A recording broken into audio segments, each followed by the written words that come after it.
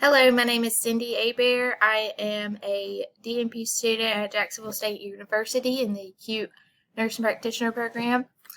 I currently work at Grandview Medical Center in the cardiac ICU. I believe that just health costs, the cost of insurance, the cost of deductibles, and the cost of medications is our biggest health problem in healthcare today.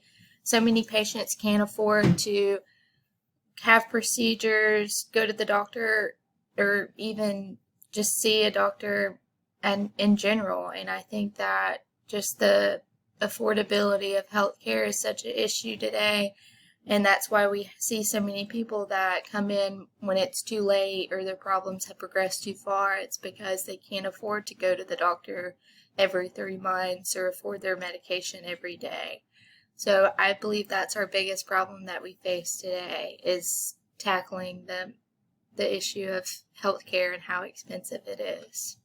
Thank you.